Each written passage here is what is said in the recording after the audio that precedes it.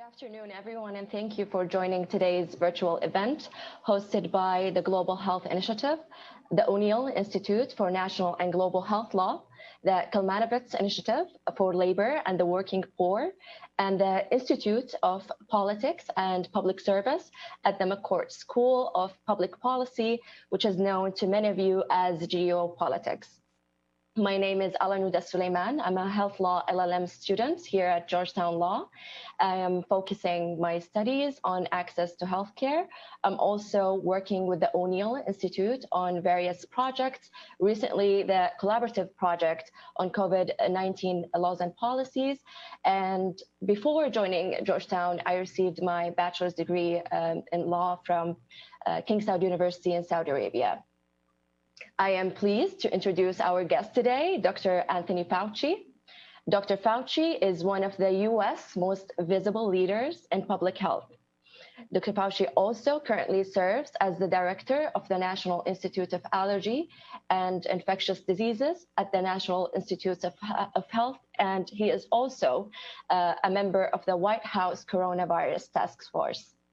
We are thrilled to have Dr. Fauci with us today to discuss the COVID-19 pandemic and the unique risks and responsibilities young people have in mitigating the spread of COVID-19. Please join the conversation on social media using the hashtag #FauciGU. And for our students, please remember to submit your questions for Dr. Fauci using the Q&A feature at the bottom of your screen. And please remember to include your school and year.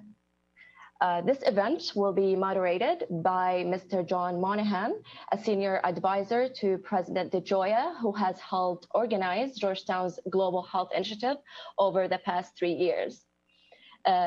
Prior to this role, Mr. Monahan served in senior global health positions at the Department of Health and Human Services and the State Department during Obama administration.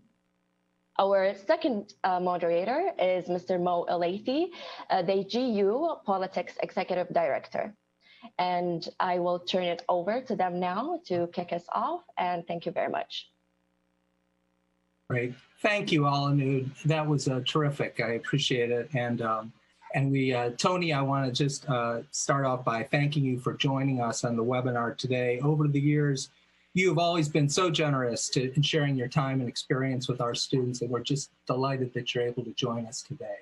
And I should also add that all of us deeply appreciate your enduring commitment to public service and your commitment to public health and science, both over your many years at NIH and then through this pandemic. So thank you for being with us.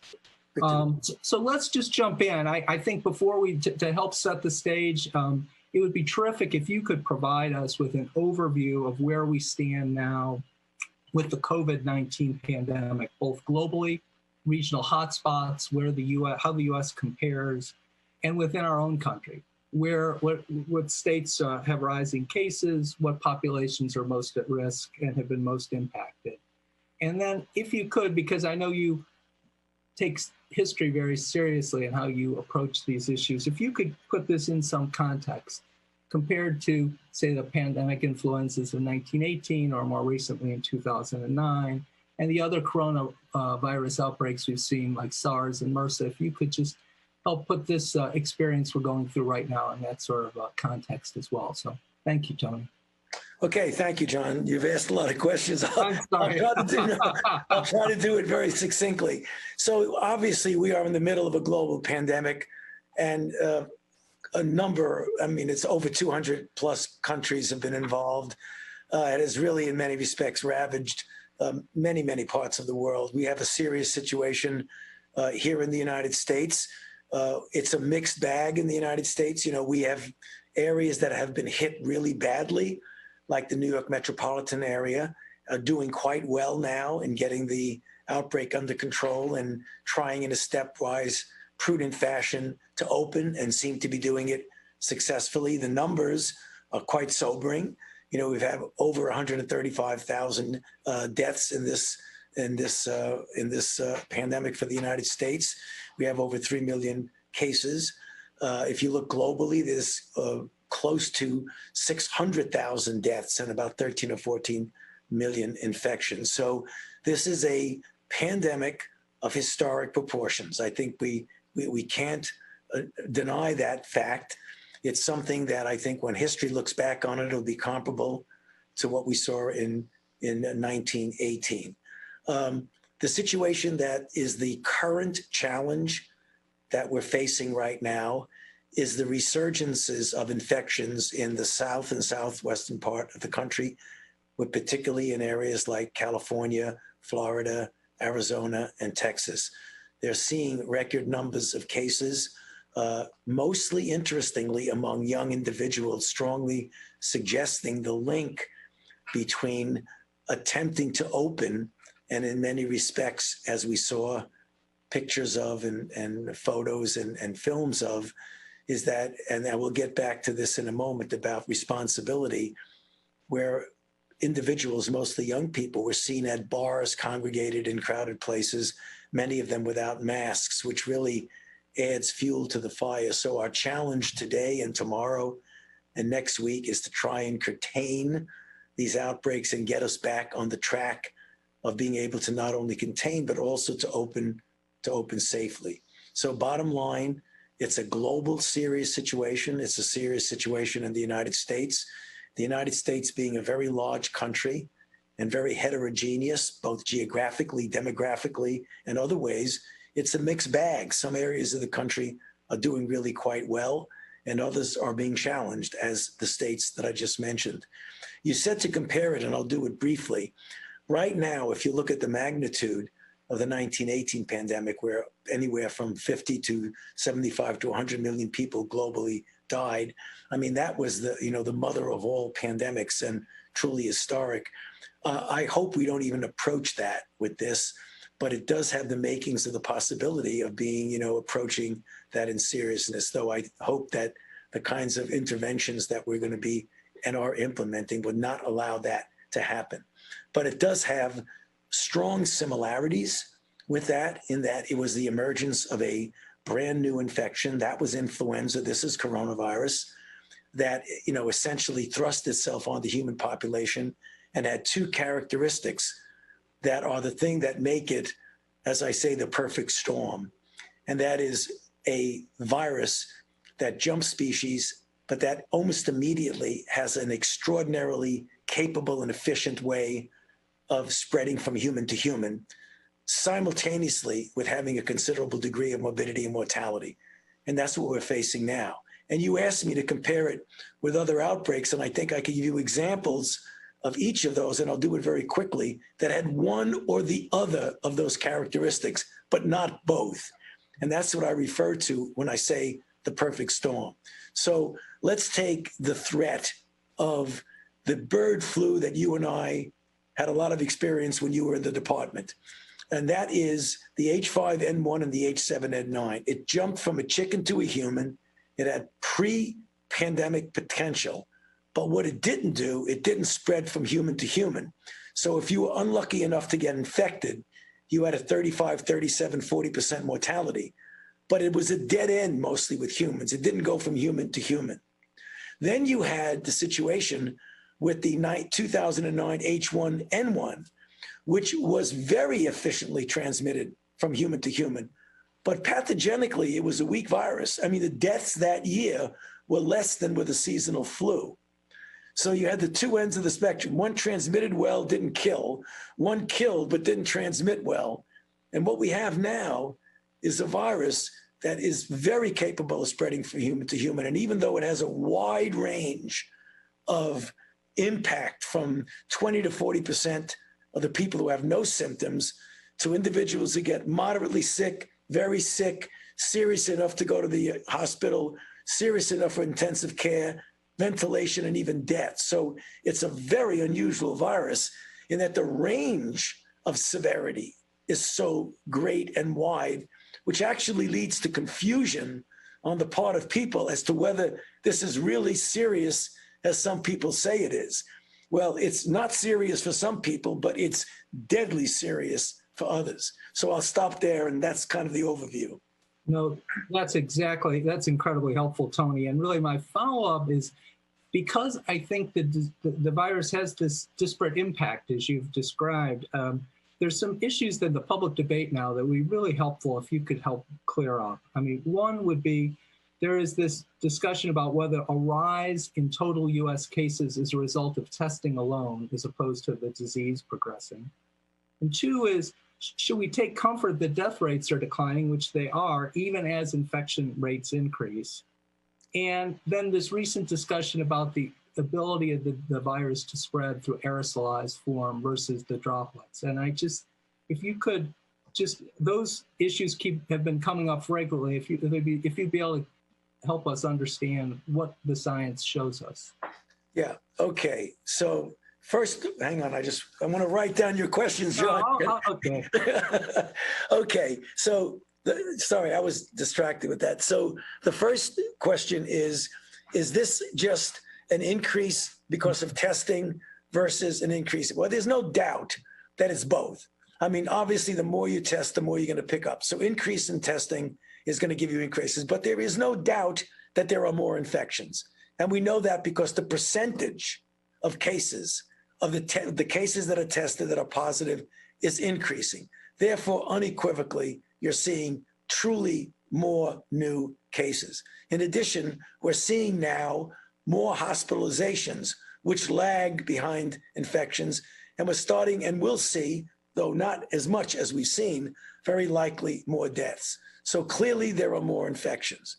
The second question is, I think you hit it, which is really, should we take comfort that death rates are declining? Even okay, so we've got to be careful, because remember, the big spike in the death rates that we saw was the terrible situation that they went through in New York City metropolitan area, in situations in Chicago and New Orleans and Detroit.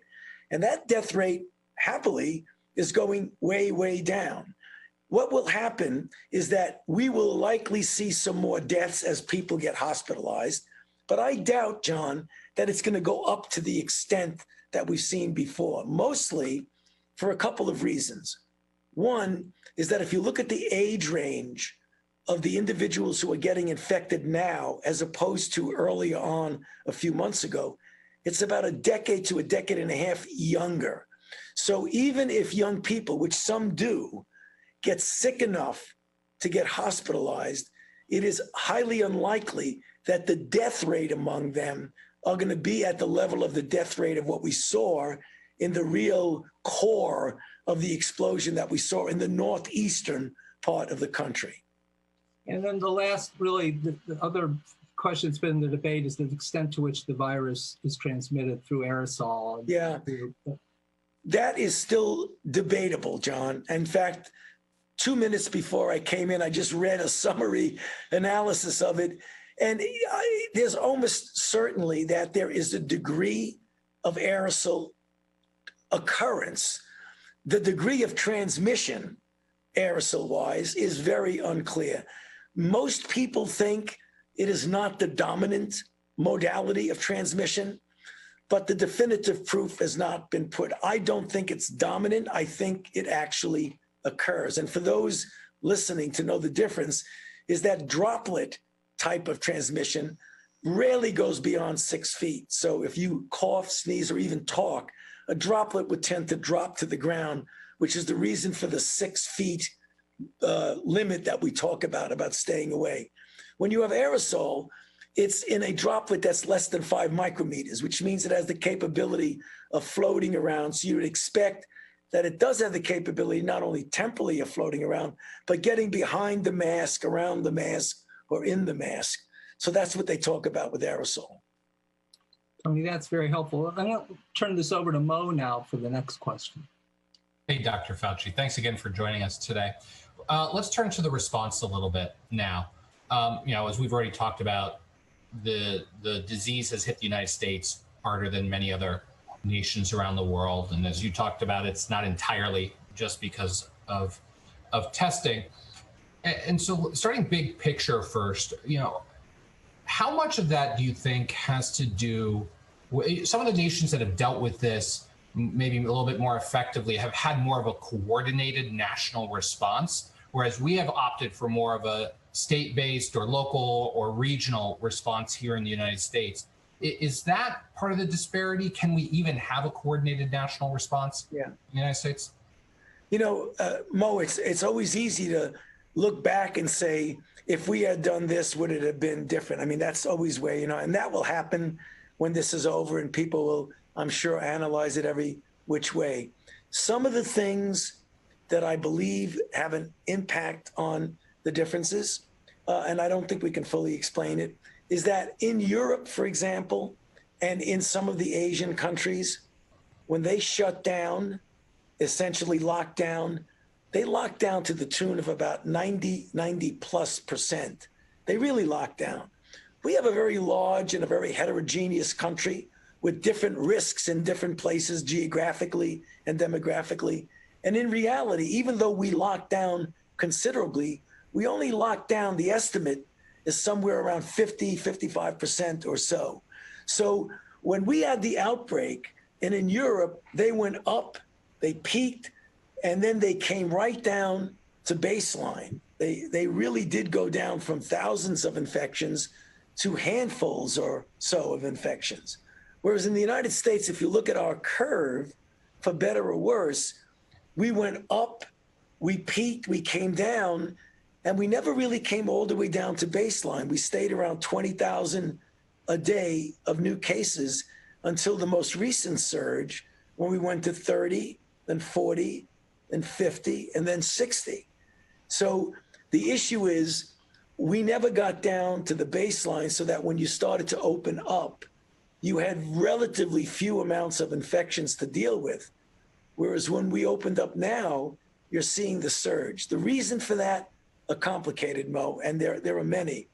The issue of how one does a response, you know, we live in a country that from its founding had a federalist bent to it, where there were states that had the independent right and capability of doing things their own way. In many respects, that works to our advantage in other situations.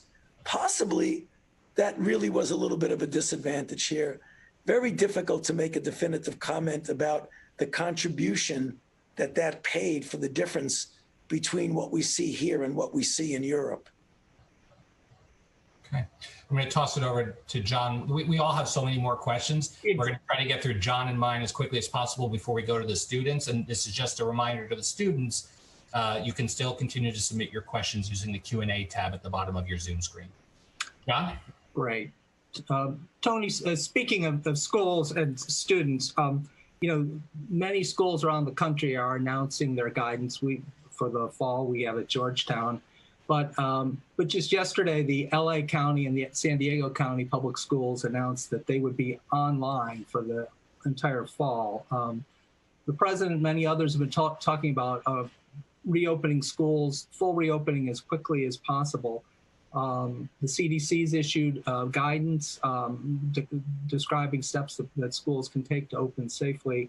I guess what I'd love for you to do is step back and just help us think about how should schools approach the upcoming academic year? And if you could clarify what we know now about the risks of children, teenagers, and young adults across that whole age cycle from K through 12 through higher ed, and the risks that they present among themselves, but also with teachers, staffs, and their families.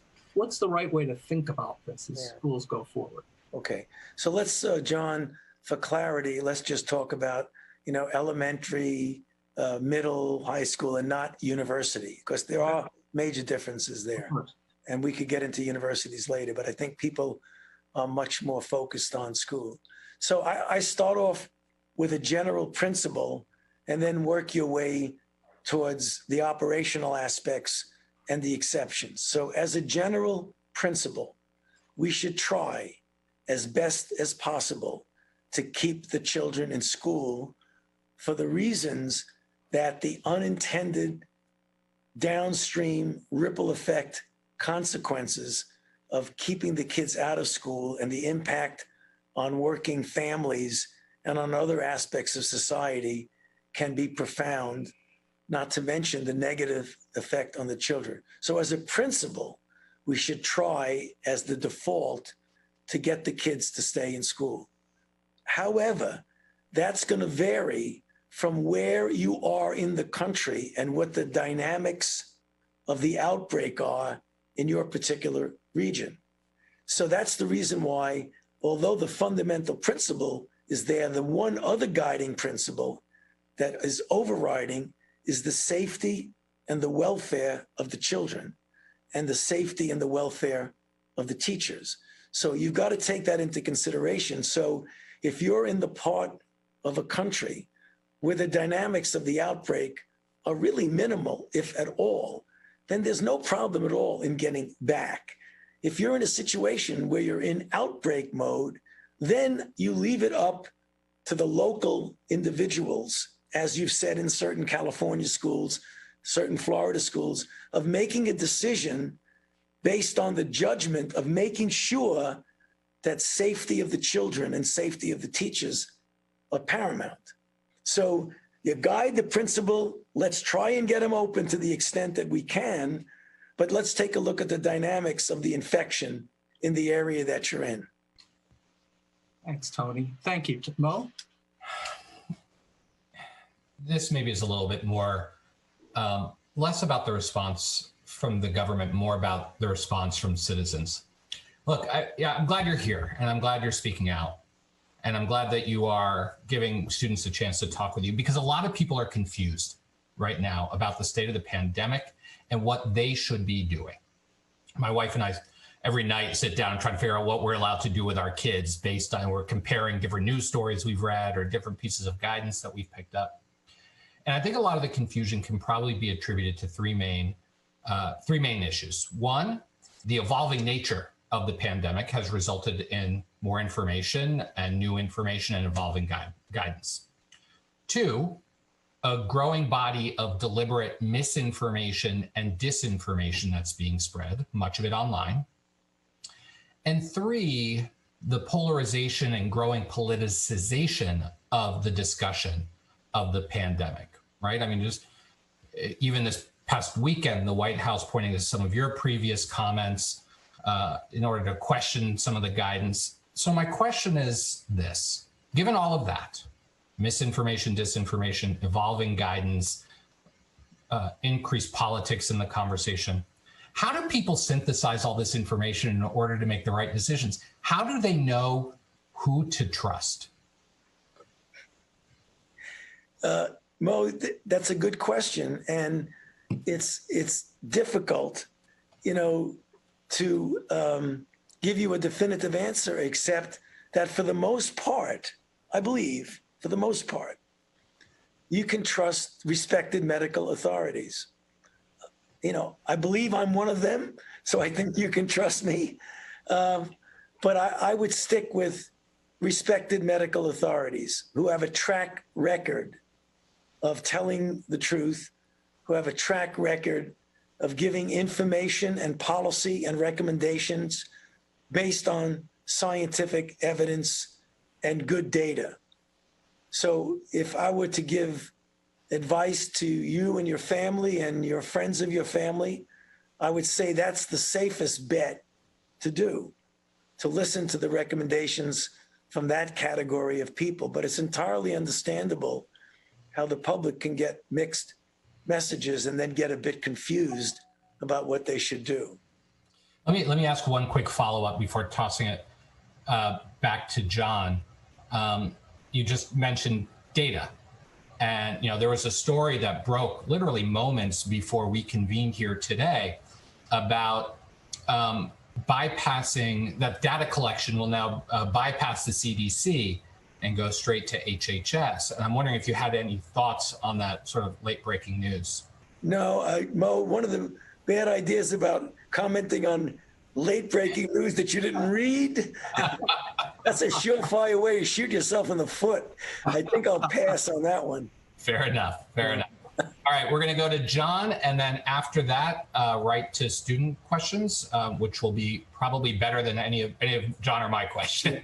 Absolutely, and I think my last question as we start to queue up the students, Tony, really is, and I know we asked a lot of questions, but it really does so far get to the complexity of this experience the country is going through. But most of the people on this webinar are students, and they're young adults. And I guess as we start to bring people on, I'd love to ask you to say, given what we know now, given everything we've talked about, what is your message to young people, young adults, teenagers? As more states open up, some are pausing, but really focusing on sort of what are the risks and the responsibilities of young people as we approach the pandemic, where we are right now, given what we know.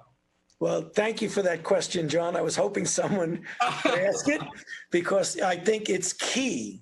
It's really key to what is going on right now with the resurgences that we're seeing in some of the southern states. And I say this with some trepidation because I don't want to seem preachy about it. But since right now, if you look at what's going on in the country, that the infections are among young people, very likely contributed, at least in part, to what you're seeing on TV of young people gathering at bars, crowded places, congregating, many without masks. There is an understandable situation where a young person could say, statistically, the chances of my getting into trouble by getting infected are much smaller than an elderly person and a person with an underlying condition. And since I, as a young person, am really quite healthy, it doesn't matter to me. I'd rather be there sipping my margarita at a bar in a crowd. Well, to me, that's understandable. I'm not blaming that. That's innocent. However, what they need to understand is that given the nature of this outbreak, even if you get infected and have no symptoms at all and never get sick, you are inadvertently propagating the pandemic. You are part of the problem and not the solution. Because by propagating the pandemic, I mean, it may not matter to you, because you probably are not going to get any symptoms, but the chances are you're going to infect someone who then will infect someone who then will be a vulnerable person who could get sick, who could get hospitalized, who could even die. So not only are you propagating the outbreak, but you're actually putting other people in danger. So I would hope you could appeal to the young people to not only take the individual personal responsibility, but think about your societal responsibility. And that's what I mean when I say we're all in this together. Everybody has a place and a role in getting this outbreak under control. And you're not caring whether you get infected or not is not a good way to get the outbreak under control. To get it under control means you don't let yourself get infected and you don't spread to anybody else. And again, I say that with some trepidation because I'm not blaming anyone, and I think people do this innocently. They don't mean to be part of the problem, but inadvertently, they are a part of the problem. And that's the message we've got to get across. Thank you, Tony. Thank you very much. And so maybe I'll turn this back to Mo because we're going to be able to bring in some student questions here next. So let me do that. All right, we've got a lot of questions. So Dr. Fauci, we're going to try to get through them, as many of them as we can. Our staff will notify students when we are ready or getting close to being ready to call on you. When we do, make sure you are, as we say in the business, broadcast ready, because you're going to be up on screen asking Dr. Fauci your question directly. When we call on you, make sure you introduce yourself, tell us who you are, where you're zooming in from, your school year, field of study, so that Dr. Fauci has a little bit of context. And so with that, our first question comes from Varsha Manan. Varsha, tell us, introduce yourself. Hi, Dr. Fauci. Thank you for coming to speak with us today. My name is Varsha, and I am a senior in the SFS, School of Foreign Service, majoring in International Political Economy. And I'm currently zooming in from Plano, Texas. So I'm in a COVID hotspot at the moment. And I guess my question has to do with like what young people can do to contribute to depoliticizing this pandemic. Because I feel like a lot of this pandemic has been been like controlled or like been impacted by politics. So I was just wondering what young people can do to kind of make it more about science and less about politics. Well, I mean, obviously that's appears to be a simple question, but it's a complicated situation that you're asking about. It's very tough for young people to have an impact on depolitization, except by not being part of the politicization. In other words, this is a pandemic. Keep reminding yourself and your peers that this is something in which it doesn't matter who you are or what you are, you're Republican, Democrat, anybody else, we're all in this together. And the way you can do that is by fortifying each other in what you can do to essentially be part of what I just said. Protect yourself. The best thing you could do is protect yourself and fortify your colleagues in their attempts, hopefully successfully, to protect themselves from getting infected. The way to squash out an outbreak is to have not anybody get infected. So you're not getting infected, Varsha, is a big contribution to what we need to do. So hang in there, do your thing, and don't get involved in any of the political nonsense. That's a waste of time and a distraction. All right, thanks for the question, Varsha. Next up, we've got John Fig. Excuse me if I'm mispronouncing any of the names, but John, introduce yourself to Dr. Fauci. Hi, Dr. Fauci. I'm John Figge, and I'm coming to you from Bryn Mawr, Pennsylvania. I'm a rising junior in the School of Foreign Service. I'm a global business major, and my question was, what kind of studies can we do right now in the middle of the pandemic about masks and transmission of the disease? Or are we just relying on anecdotal evidence because we're not able to do those kinds of studies right now? You know, that's a good question, John. Right now, if you look at the meta-analyses, and there are pretty good studies of meta-analyses about the efficacy of masks, both for preventing you from infecting someone else as well as someone else infecting you, are pretty good. I would not want to do a randomized controlled study because that would be having people not wear masks and see if they do better. Right now, I'm convinced enough in the summation and the, I would say the totality of the data that has been analyzed by meta-analysis that I'm convinced that the benefit of wearing a mask clearly is there and is better than not wearing a mask. And I think to do this study would be kind of difficult to do because then you'd have to tell people not to wear masks. And I'm not about to tell them that. All right, John, thanks for the question. Next up, we've got Caleb. Caleb, go ahead and introduce yourself. Hi, thank you, Dr. Fauci. I am Caleb. I am a senior in the School of Foreign Service, currently zooming in from Washington, D.C. My question is on the World Health Organization. So the Trump administration has criticized the WHO and has also submitted plans to withdraw from the organization. How do you believe the WHO has done in terms of coordinating a global response to the pandemic? And what are your thoughts to the plans for withdrawing?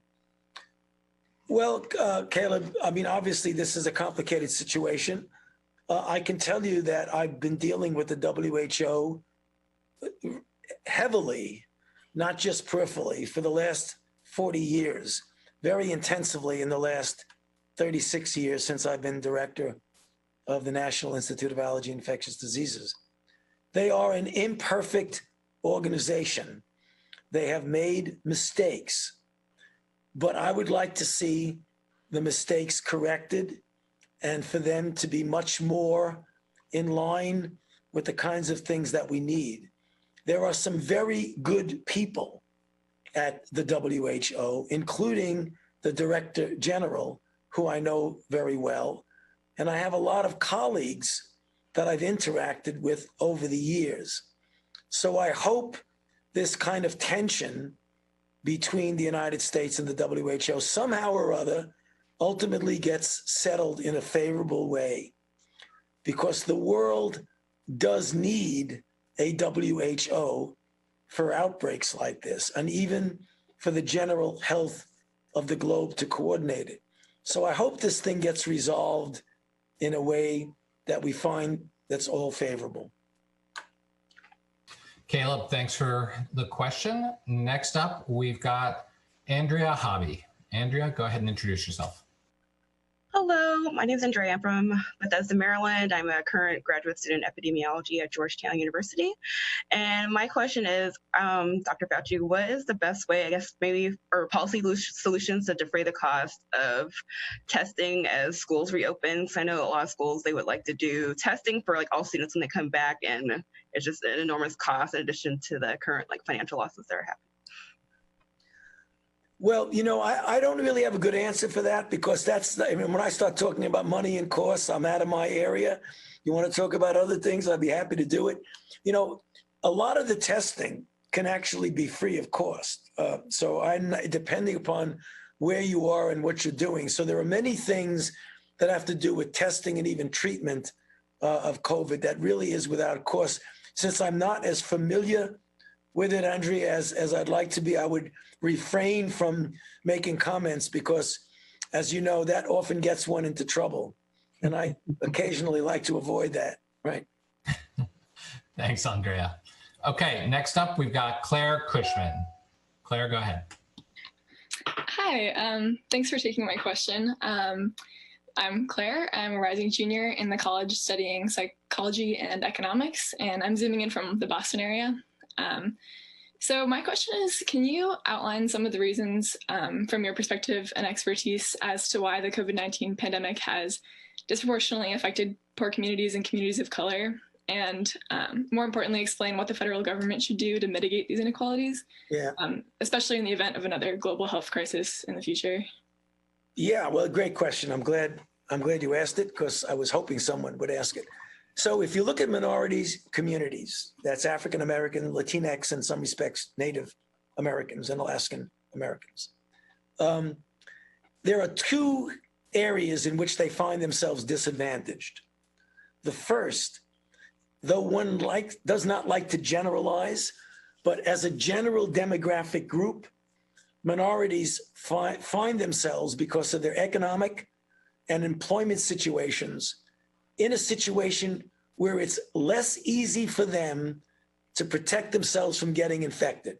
They have less of a chance of sitting in front of a computer, teleworking, as opposed to being outside with jobs that require exposure. So their chances of getting infected are greater than the general population. That's disadvantage number one. Disadvantage number two is when they do get infected, given the social determinants of medicine that have been around for so long, they have a much greater incidence and prevalence of comorbidities, which lead to a poorer outcome. Diabetes, hypertension, obesity, cardiovascular disease, those kinds of things which put them in a higher risk category. So it's what you call a double negative whammy that they get. What can we do now, and what can we do in the long run? What we can do now is concentrate resources in the areas where they are demographically overrepresented, so that they could have easy access to testing, better access to health care, so that if and when they do get infected, they can get into proper care early enough to maybe mitigate some of the negative consequences. That we can do now. The longer range is, do we have a commitment, which I hope we do, to eliminate health disparities, which is a decade-long commitment. You're not going to do that overnight. There are so many things that you can do to modify the reasons why they have more hypertension, they have more diabetes, they have more obesity. So we can do stuff now, and we can make a commitment to do things in the long run. Thanks, Claire. Okay, next up, we've got Dominic Gordon. Dominic, introduce yourself. Hello, my name's Dominic Gordon, and I'm a freshman in the School of Foreign Service. I'm just going to enter my freshman year this year. Now, I know it's some boring things about foreign policy because School of Foreign Service, but I had a question about how international relations affects our ability to contain pandemics, and how greater cooperation amongst nations could help us prevent a second pandemic or a future incident. That was my question. And thank you for your service, Dr. Anthony Fauci. Fauci, you don't know how amazing this is to speak to you. Well, it's my pleasure. It's nice to speak to you, Dominic. So you really bring up a very important point. The word pandemic almost answers your question, because pandemic means all. So it is essentially is global. So if you're going to talk about identifying, responding to, and containing pandemics, you've got to think globally. You can't think in a vacuum of your own country. So international relationships, trust between countries, transparency, agreements to have things like global health security network, which we try to have. Those are all critical to an adequate response. And we have so many examples of when those things were not optimal, that our response was slowed and we could have done better. So, I mean, in the issue, I've had a couple of students who are involved in studies of foreign service. I mean, if there is anything of a challenge that requires international cooperation, it's a pandemic, by the very definition of what a pandemic is. All right, Dominic, thanks for the question and welcome to Georgetown. All right, next up, we've got Hunter Congdon. Hunter? My name is Hunter Congdon. I'm a rising senior in the SFS at Georgetown, and I'm currently in New Haven, Connecticut. My question is, it seems like we still don't know whether having had the virus confers immunity. When will we find out that for sure? And will the answer to that question affect the vaccine? And could it mean you get more sick if you get the virus a second time? Okay, good questions, Hunter. So we will not have the definitive answer to your question until we're out many months and a year or more to be able to definitively determine the durability. I think I could say with a degree of confidence that if you get infected and you recover, it was because your immune system and your immune response suppressed and ultimately eliminated the virus. So if you were infected, I could say confidently that you have immunity. What I can't tell you is how long that immunity is going to last. I would hope that it lasts a substantial period of time, but we don't know because we've only been involved in this outbreak for 5.5 to 6 months. Does that impact vaccination? It does. So what we're going to do is hope that when we do vaccinate individuals, that the vaccine would give protection that's at least long enough for one full seasonal cycle, hopefully much more. But if it isn't, there's always the opportunity to give someone a booster. So that's the answer to your first two questions. The third question is that if you get infected before and then get infected again, could it make it worse? You're talking about what they called enhancement that's antibody induced. That's a phenomenon that we're studying now. I hope it won't be a big deal. There are some infections where pre-existing low-level inadequate immunity leads to an enhancement of infection. We've seen that with respiratory syncytial virus vaccine, with dengue, and we hope we don't see it with COVID. But that's the reason why when you do a vaccine trial, you pay a lot of attention to safety. So 3 good questions. Thanks. All right. Thanks, Hunter. Next up, April Lenhart. Introduce yourself. Hi, Dr. Fauci. My name is April Lenhart. I'm a graduate student at SSP. Thank you so much for being here today and discussing all these things with us. My question for you was, in a very contentious type of political climate, how do you bridge that divide between, on the one hand, the necessity to disseminate critical information about the seriousness of a disease, and on the other hand, the need for that advice to actually be accepted on both sides? Yeah.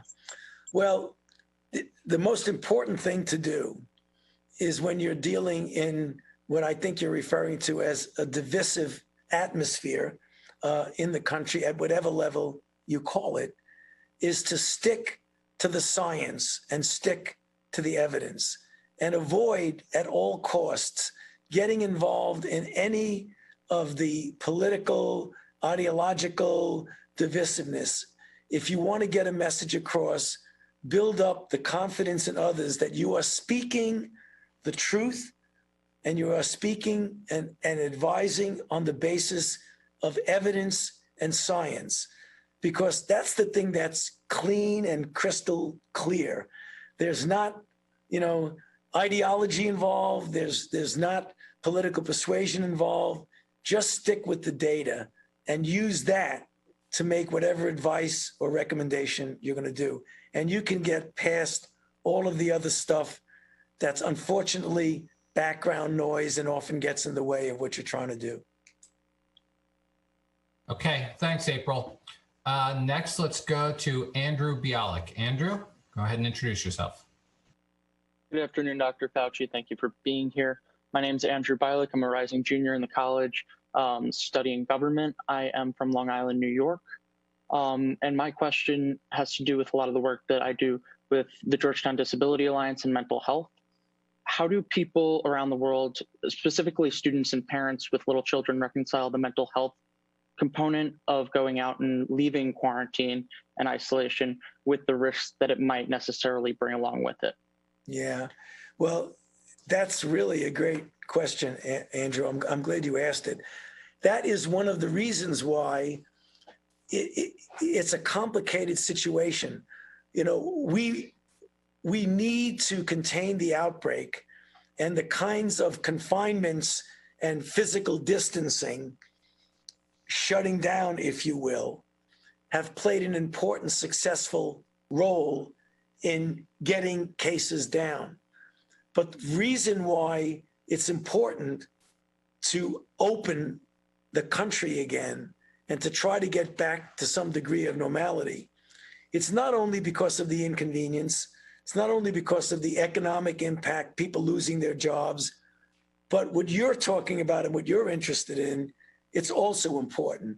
The strain on the morale and the mental health of people being put in a really abnormal situation like lockdown is one of the things that you need to consider and balance.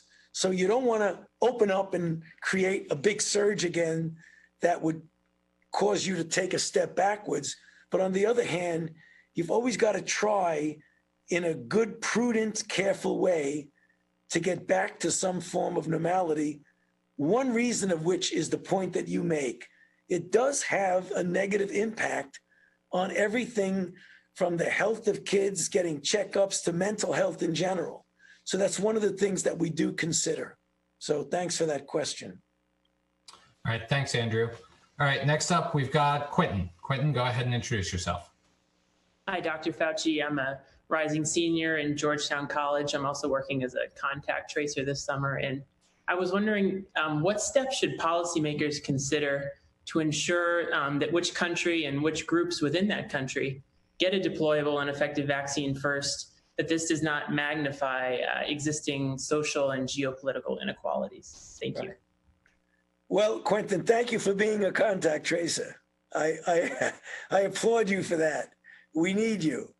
The idea about equities, not only in the distribution of vaccines and scarce therapies, but also in the clinical trials that determine if they work or not. You want equitable distribution because you want to make sure that when you test something, it is safe and effective in a minority as well as it is in the majority of people. We have mechanisms of doing that.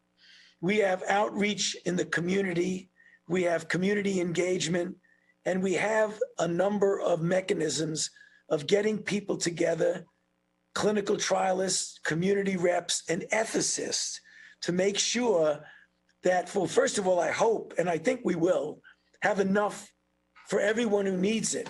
But as it's being rolled out, you often have to make a choice of who gets it first. A general principle, though I will still leave it up to the discussions of the ethicists and others, is to give it to those who are most vulnerable and who would most benefit from it, such as first responders, healthcare providers, essential members of society, people with underlying conditions. Hopefully you could quickly get everybody vaccinated or get the therapy to everybody who needs it. But sometimes you have to make difficult decisions. That's the reason why you want to go by the strongest medical and ethical principles to guide you.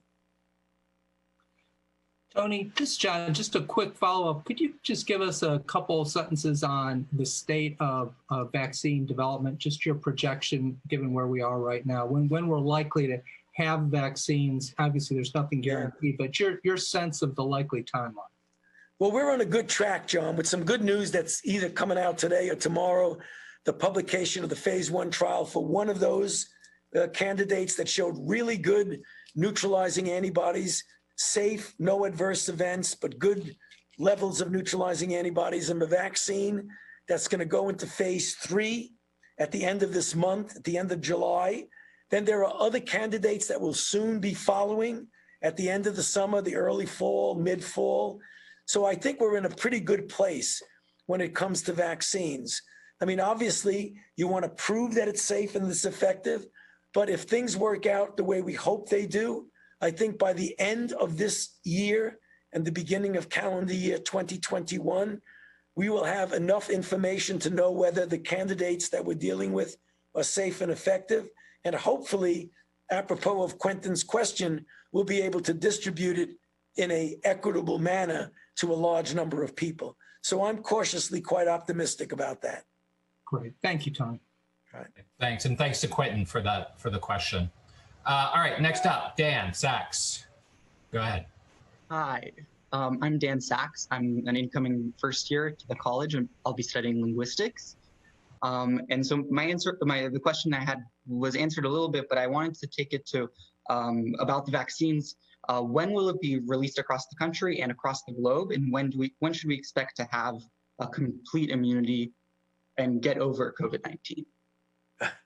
Okay. Good group of questions, Dan.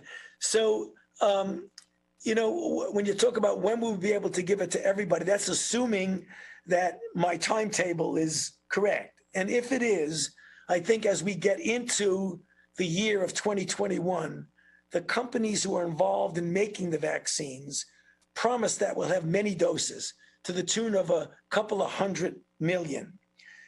If that's one company with a couple of 100 million, another company feels that within a year, they could have a few 100 million up to 1 billion. So right away, I'm feeling much better about getting vaccine that's distributed not only within our own country, but that they'll be able to have doses for people throughout the world who cannot afford, nor are they in a situation where it's very easy for them to get vaccinated.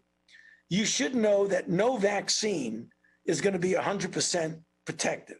What we hope is that with a combination of people having already been exposed and a vaccine that's anywhere from 70, 75% effective, that there will be enough herd immunity, that there will be a time, Dan, when you and I don't have to worry about getting infected with this awful virus that we're having to deal with.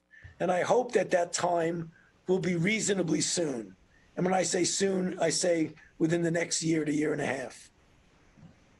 Okay, thanks, Dan. We're getting close to the end of our time, but I want to try to squeeze in a couple more student questions if possible. So next up, we've got Lauren. Lauren, go ahead and introduce yourself. Hi, my name is Lauren. I'm a second-year student at Georgetown Law School. And my question is, do you believe that a comprehensive contact tracing program can be implemented on a national scale in a way that would evade widespread accusations about privacy violations? Yes, I do, firmly. I mean, I believe if done properly, if done correctly, with people who are the contact tracers that are trustworthy and competent, I think that this can be done. Contact tracing is not the only part of epidemic and pandemic control, but it really is a very important part. It becomes much more important when you're in a containment mode as opposed to a mitigation mode.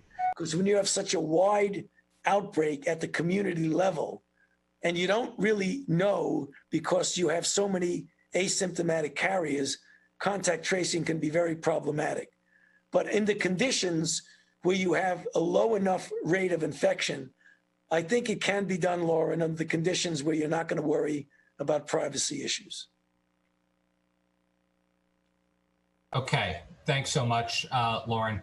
We are running out of time. So Dr. Fauci, I want to ask one last question. And that is actually about our frontline workers. They, they're out there on the front lines, not only in healthcare settings, but grocery stores and transit and other essential industries. Are we doing enough to protect them? What steps should we take to protect them and their families, especially as this pandemic continues to unfold? Well, I think one of the things was a question that one of the students asked about prioritization of essential workers with vaccines and with therapies. But I think what you would do, Mo, to protect them is what you would do to protect everybody. A broad feeling of messaging in a way that they do what's necessary to protect themselves and give them the resources to do it. Everybody should be wearing a mask when they're out, should be avoiding crowds, should keep distances, should be washing hands, should be doing the kind of almost obvious things that you need to do. If we did that, whether you're an essential person, a grocery person, a frontline worker, the chances are that you are not going to get infected. What we can do for people like the healthcare workers, we better make sure that they have the proper personal protective equipment. We should never be in a situation where people are putting themselves in harm's way to take care of others, and yet they're putting themselves at an unreasonable risk. So that's one definitive thing we can do. Make sure we have the resources and the equipment to protect people who are doing essential jobs for us. Great, thank you. Well, Tony, I think this hour has been unbelievably informative and I would say inspiring. Since the time I first met you, more years ago than I care to remember, you've really been an inspiration to all of us about what public service, health, and science mean. And I'm confident that our students really benefited from your message today. So thank you for all you have done and all you will be doing to help our country. And thanks again for your time. We really appreciate it. Well, thank you, John. Thank you for having me. It's always a very enlightening and enjoyable experience dealing with you and with the students of Georgetown. So thanks for having me. Take care, Tony. Thank you. Yeah.